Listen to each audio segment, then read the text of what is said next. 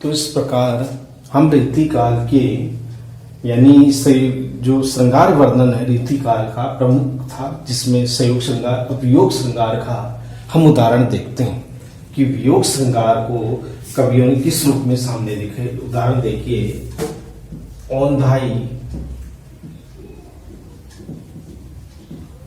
औंधाई CC सुलखी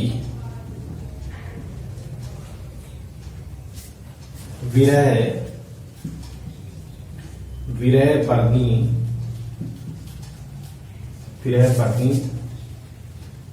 बिललात। Bihari का दोहा है, बीच ही सूखी गुलाब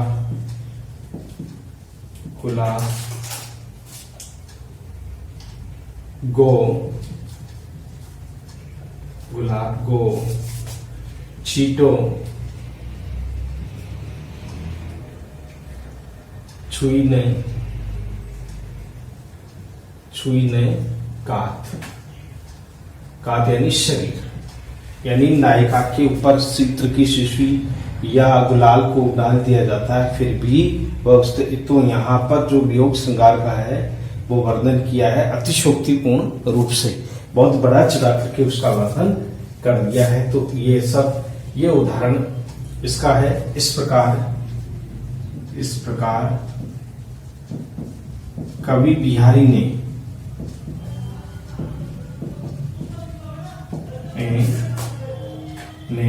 विरह की दशा को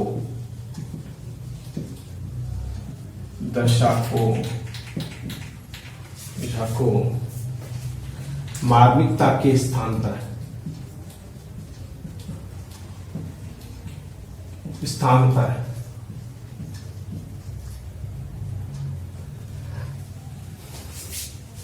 उसे हास्यपद बनाते हैं।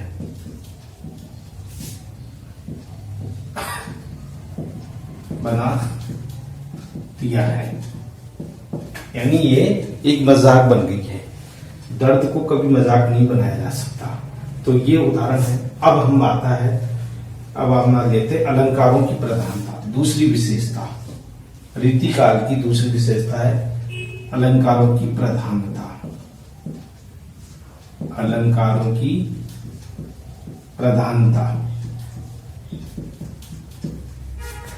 तो देखो, श्रृंगार काल की कविता में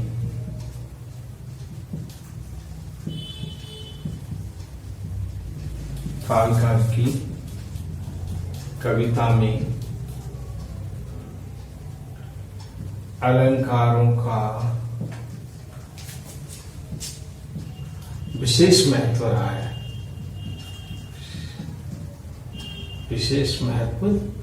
रहा है। तो अलंकार भी श्रृंगार के साथ साथ ये रस है, तो वहां अलंकारों के भी विशेष महत्व रहा है। आश्रय दाताओं ने अलंकार शास्त्रों को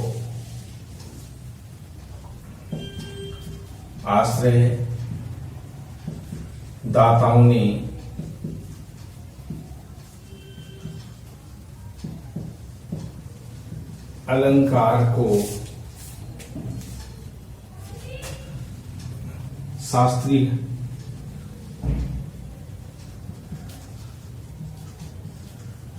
शास्त्रीय महत्व देकर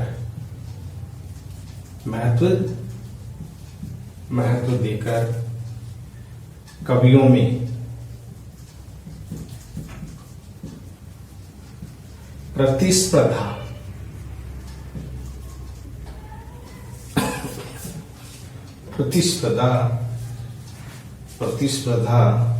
उत्पन्न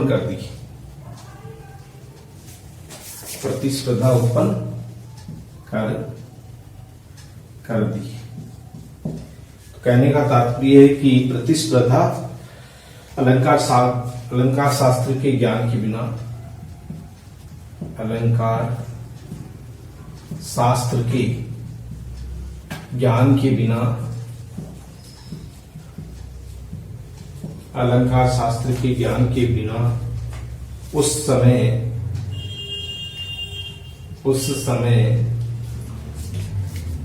कवियों का सम्मान मिलना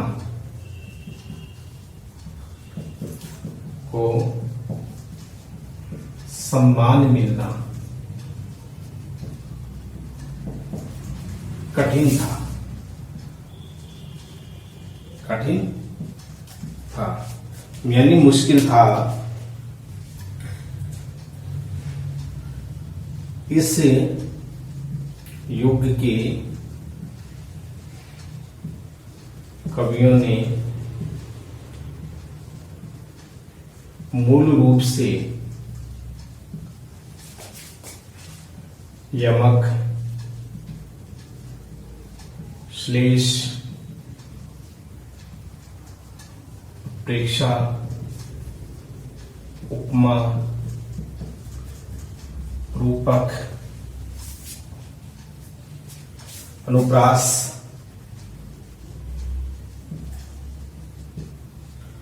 जैसे अलंकारों, यमक, श्लेष, उत्प्रेक्षा, उपमा, रूपक, अनुप्रास जैसे अलंकारों के प्रति विशेष मोह रखा।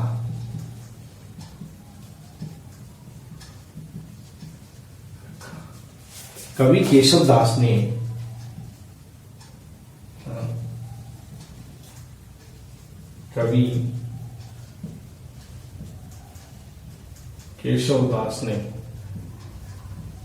तो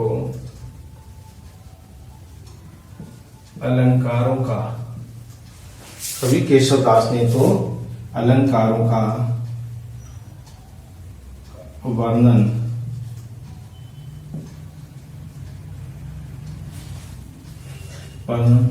बहुत अधिक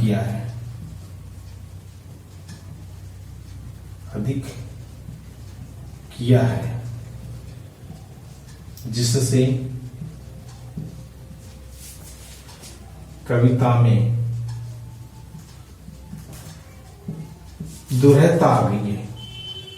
दुर्हता आ गई है। यानी कि कहने का तात्पर्य कि कविता नहीं रही, कविता का जो मूल रूप है वो खोता जा रहा था, क्योंकि कविताओं में अलंकारों के कारण ही, इसलिए अलंकार और रसों की अधिकता ही उसके काव्य के, यानी कि अति अलंकारों की अधिकता के कारण उनके काव्य को जो है वो क्लिष्टता मिल गई, यानी दुर्हता आ गई। छंद के कारण केशव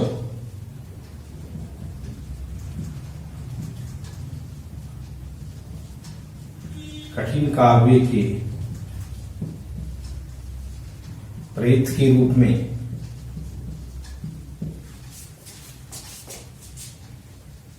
जाने गए।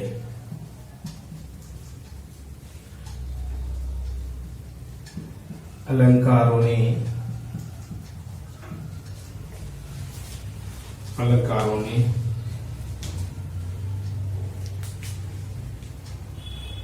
कविता को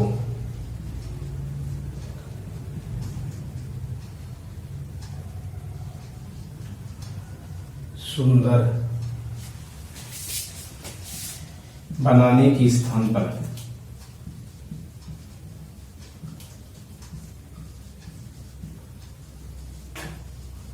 कुरूप बना दिया था। यानी अति अलंकारों की, किसी भी चीज की अतिशयता ज्यादा होगी तो वो नुकसानदायक होगी। तो इसी प्रकार से ये अलंकारों के कारण कविता में क्लिष्टता आ गई थी। अब देखिए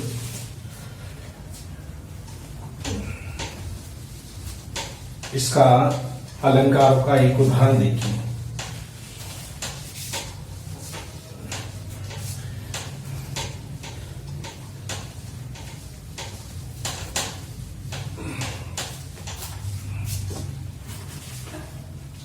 अलंकारों के स्थान को कुरूप बना दिया था। यानी कि अलंकारों ने कविता को सुंदर बनाने के स्थान पर कुरूप बना दिया था। अंतिम ये पंक्ति है। अब इसके बाद में अलंकारों के कारण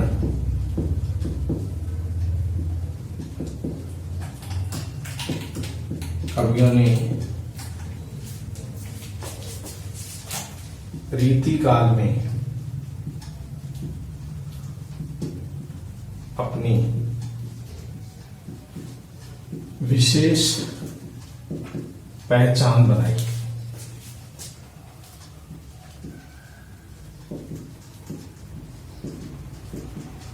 विशेष पहचान बनाई।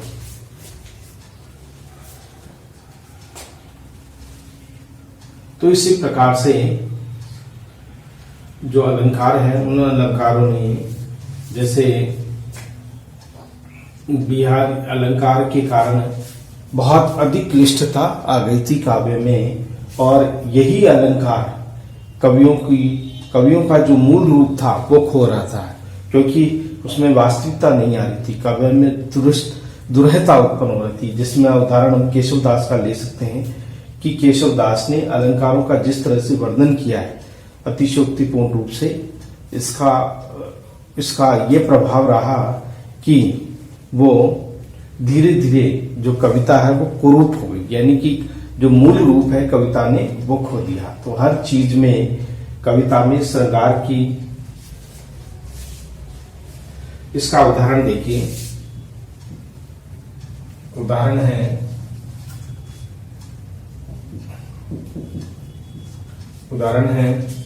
अंग अंग नग, अंग अंग नग जगमगे, दीप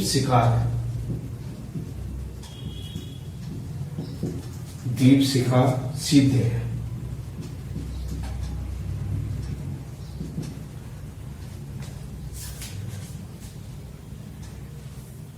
दिया बढ़ा दिया, दिया बढ़ा दियो, दिया बढ़ा दियो, हूं रहे, हूं रहे, हूं रहे, हूं रहे, बड़ो उजारोगे, बड़ो उजारो गे है, गे यानी घर। कहने का मतलब होता है नायिका इतनी सुंदर है कि घर में अगर दिया जल रहा है, दिया को बुझा भी दिया जाए तो भी उसके शरीर के प्रकाश से पूरा घर उजाला से महक उठेगा, यानी कि उजाला से भर जाएगा। यानी वो नायिका को यहाँ पर इतना सुंदर बना दिया गया है कि उसका जो वास्तविक सौंदर्य रूप है वो भी समाप्त हो गया। तो इस प्रकार से इस सौंदर्य रूप को तो इस रूप में इन्होंने प्रकट किया है। तो इस प्रकार ये जो था बड़ो यानी अंग अंग नग जगमगे, दीप शिखा सीधे, दिया बड़े हूं रहे, बड़ो उजारो गे, बड़े उजारो गे, बड़े है, बड़े उजारो गे, बड़े यानी बढ़ना। कहने का मतलब नायिका का अंग अंग नगीने की तरह जगमगा रहा है, दीपक की तरह जगमगा रहा है, उसका शरीर दीपक की लौ की भांति जगमगा रहा है। अगर घर में दिया है और उसे अगर बढ़ा दिया यानी बुझा दिया जाता है तो भी घर में नायिका की शारीरिक सुंदरता के कारण वह उजाला प्रतीत होगा। तो यहाँ पर कवि ने नायिका को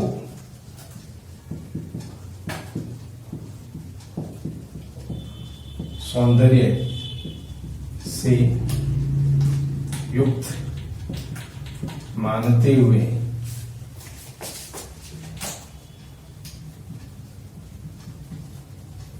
अतिशोक्तिपूर्ण रूप से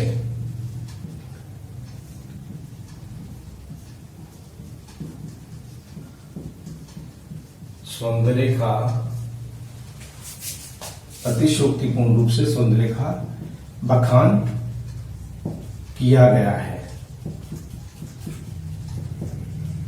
ये सारी विशेषताएं इसमें देखी जा सकती है। अब हम अगली बार लेते हैं नक्शिक वर्णन की प्रधानता। हमारा जो अगला पॉइंट है वो है नक्शिक की प्रधानता, तीसरा पॉइंट।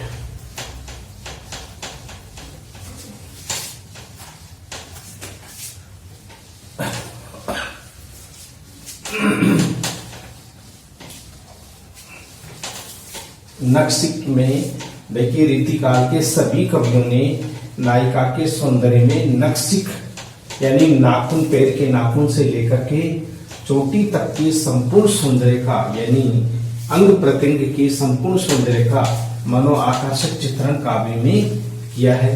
तो अब हम तीसरा लेंगे नक्शिक वर्णन।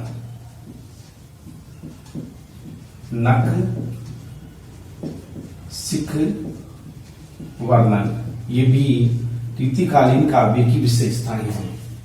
देखो, रीतिकाल के इस युग में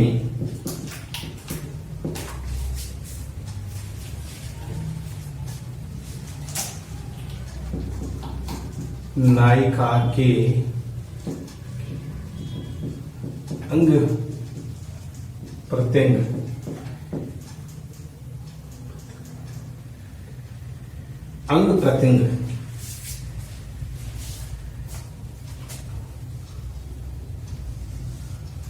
नायिका के अंग प्रत्यंग में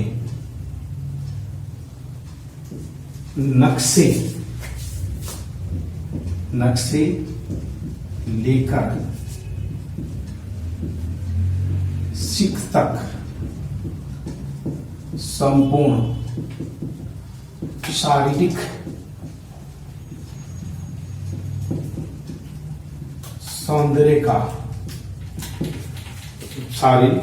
का चित्रण किया है।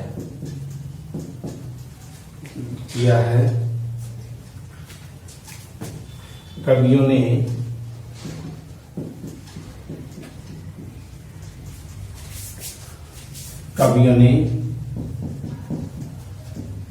नायिका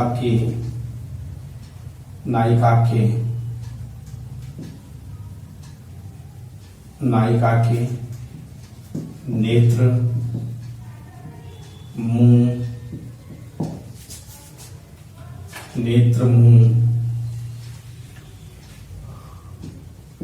हाथ, पैर,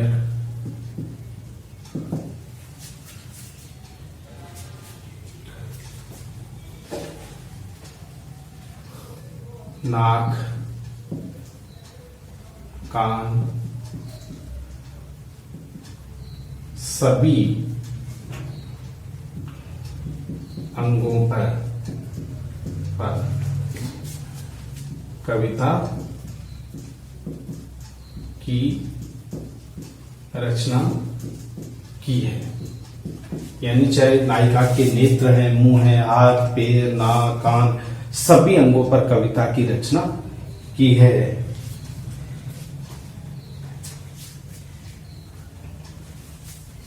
कवियों ने नायिका की जाति, स्वभाव,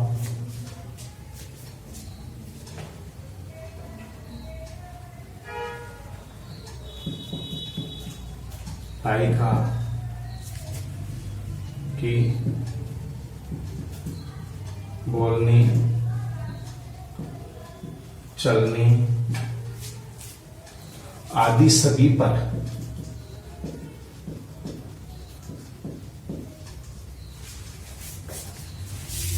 कविता लिखी है।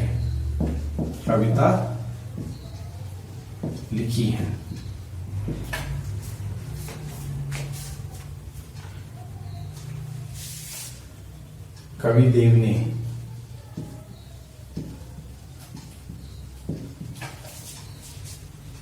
तथा केशव बिहारी गणानंद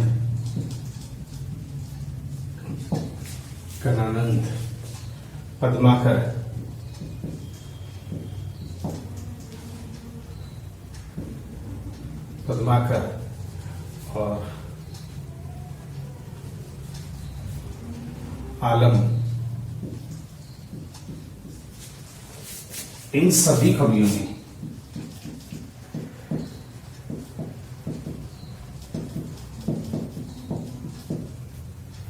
नायिका के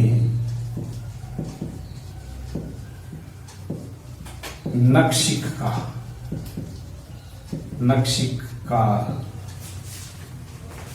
सुंदर वर्णन किया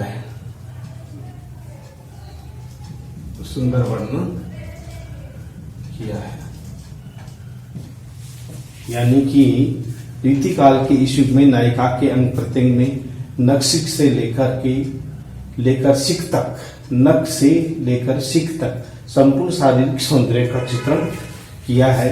कवियों ने नायिका के नेत्र, मुंह, हाथ, पैर, नाक, कान सभी अंगों पर कविता की रचना की है। कवि ने नायिका की जाति, स्वभाव, नायिका के बोलने, चलने आदि सभी पर कविताएं लिखी है। कविदेव तथा केशव बिहारी गणानंद पद्माकर आलम, इन सभी कवियों ने नायिका के नक्शिक का सुंदर वर्णन किया है।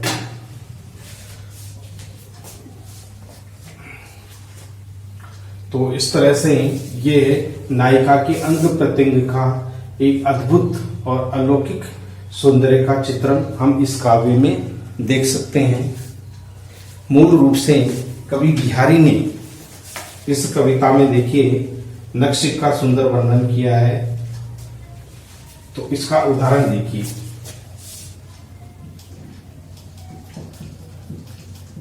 पत्राही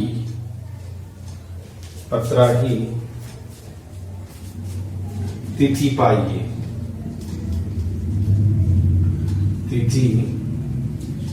पत्राही तिथि पाइए,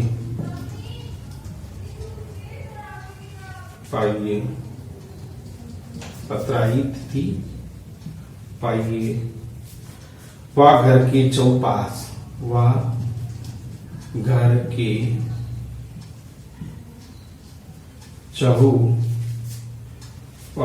चौपास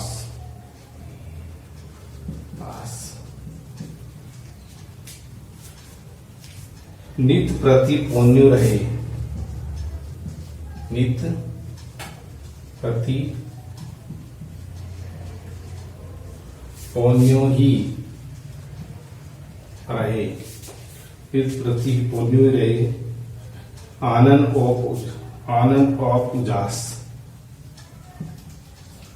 आनंद और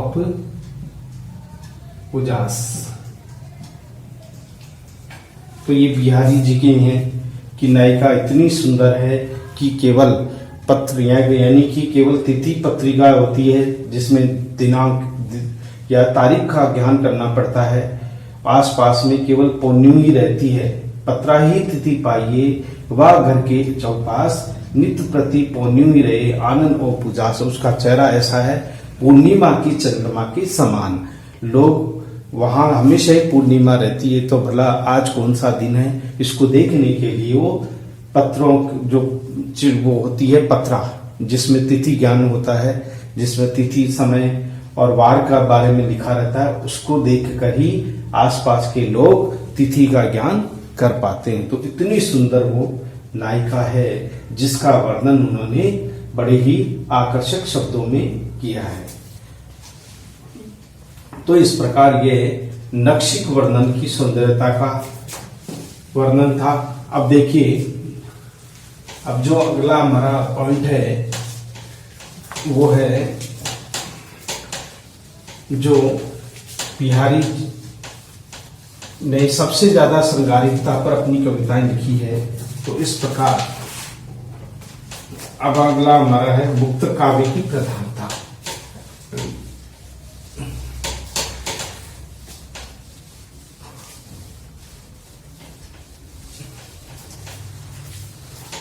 मुक्त काव्य की प्रधानता, ये भी रीति काल की अपनी विशेषताएं हैं।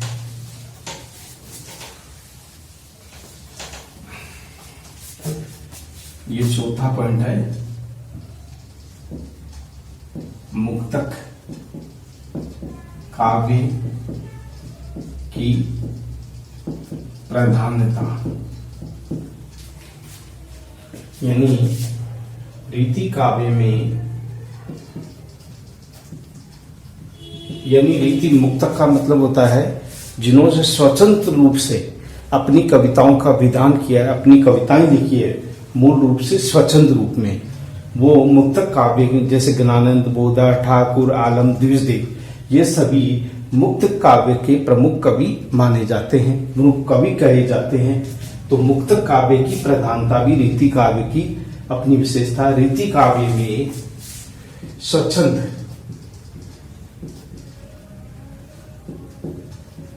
कविता करने वाले कवियों में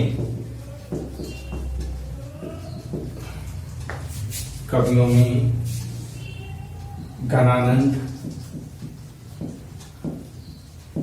बोधा, ठाकुर, आलम, द्विजदेव,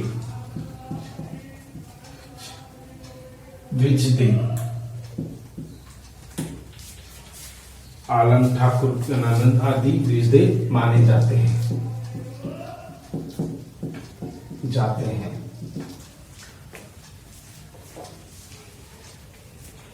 तो इस तरह से इस युग का उद्देश्य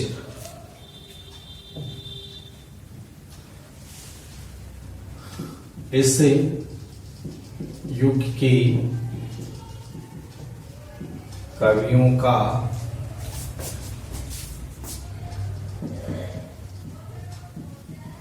उद्देश्य भी राजाओं का मन बहलाना,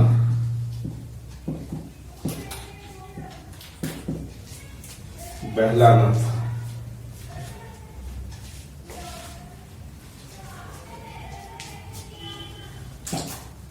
राजाओं का मन बहलाना था। काव्य में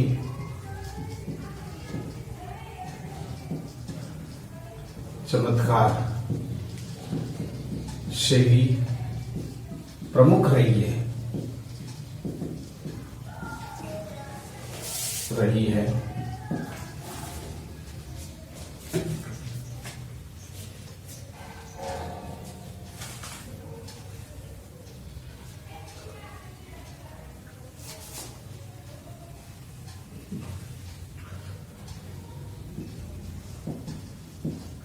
मुक्तक कवियों ने अपने अनुरूप ही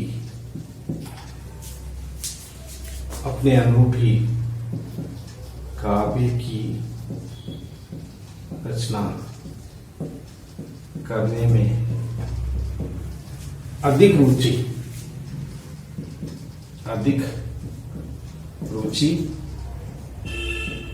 दिखाते थे। यानी वो अपने अनुरूप ही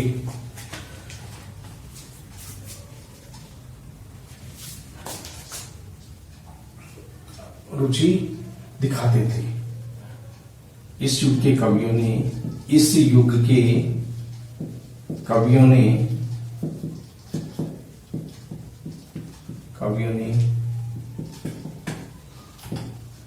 गायिका के सौंदर्य पर भी कविता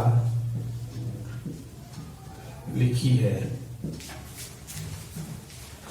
जैसे ज्ञानानंद ने नायिका सुजान की याद में काव्य की रचना की है, काव्य की रचना की है।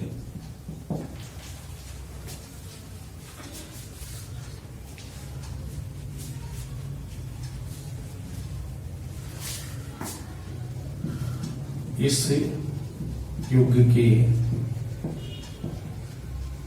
काव्यों की कविता में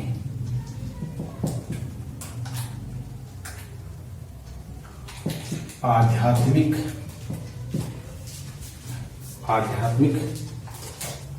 दृष्टिकोण को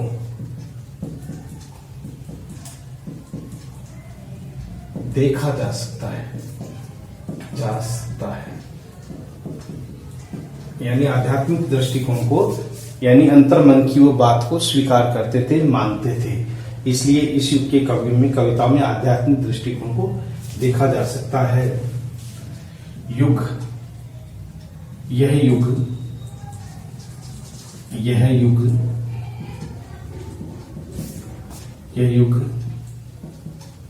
कवि और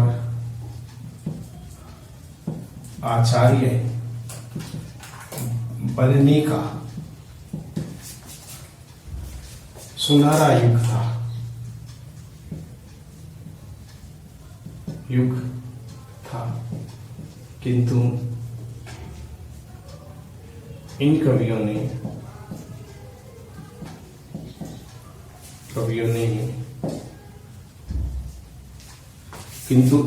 ने कवि बने रहने में ही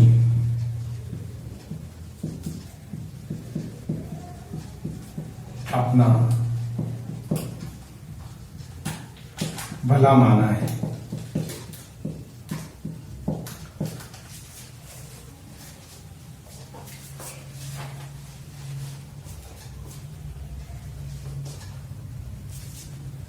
भला, किंतु इन कवियों ने कवि बने रहने में ही अपना भला माना है। तो इस प्रकार का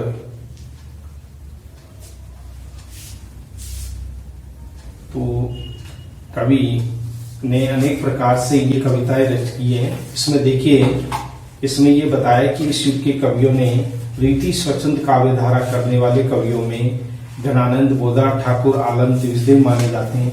इस युग के कवियों में हम नाम ले सकते हैं कवि घनानंद तथा अनेक प्रकार के जितने भी कवि हैं, सभी कवियों ने किसी न किसी रूप में अपनी रचनाएं लिखी है, अपनी रचनाओं का विधान किया है। कवि देव, यानी कवि सबसे ज्यादा जो रचना लिखी है वो हम ये कह सकते हैं कि घनानंद ने मुक्तक काव्य की सर्वाधिक रचना की है। कवि घनानंद ने अपनी रचनाओं में सुजान के प्रति अपने प्रेम को दर्शाया है। तो देखिए, ये भला माना है।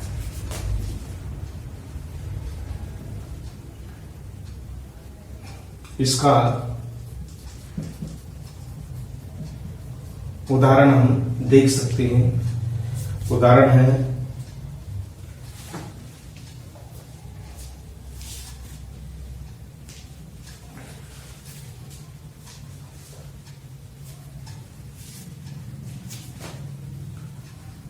देखिए, उदाहरण है अंतर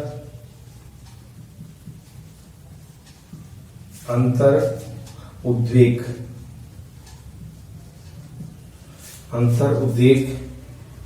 दाह है, आखिन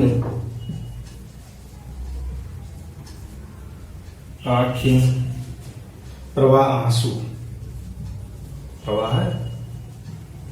आंसू। देखी अटपटी चाह, देखी अटपटी चाह, बीजनी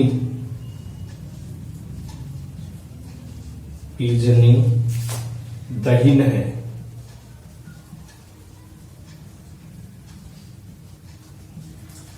अर्थात अंतर उद्वेग दाह आखिन प्रवाह आंसू देखी अटपटी चाह बीजन दईन है।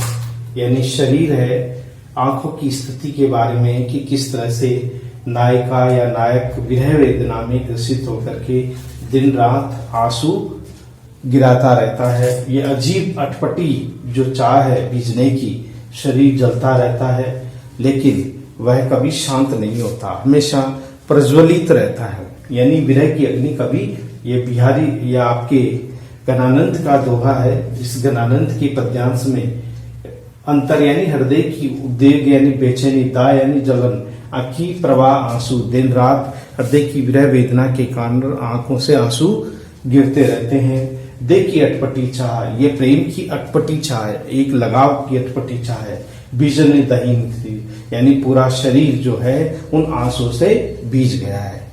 फिर भी विरह की अग्नि कम नहीं होती, बढ़ती ही जा रही। तो ये सभी मुक्तक काव्य की विशेषताओं को प्रकट करते हैं। इसमें कवि घनानंद ने, जो वह राजा रंगीला के दरबार में रहता था, तो राजा दरबार से वो बहिष्कृत कर दिया गया था। तब से उनका जो लेखन है, जो सुजान के प्रति वो कविताएं लिखते थे, बाद में वो कृष्ण की स्मृति में सुजान ही कृष्ण रूप में परिणित हो गया बाद में। तो लौकिक से जो प्रेम था वो अंत में अलौकिक रूप में चित्रित हो गया। तो ये भी रीतिकाल की एक प्रमुख विशेषता है जो हम देख रहे हैं। अगली जो विशेषता है जो रीतिकाल की प्रमुख विशेषताओं में वह है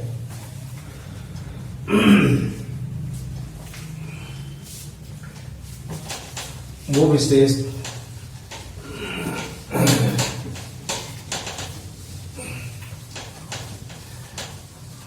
वो है, अगली विशेषता जो है मूल रूप से वो हम देख सकते हैं वीर रस की प्रधानता।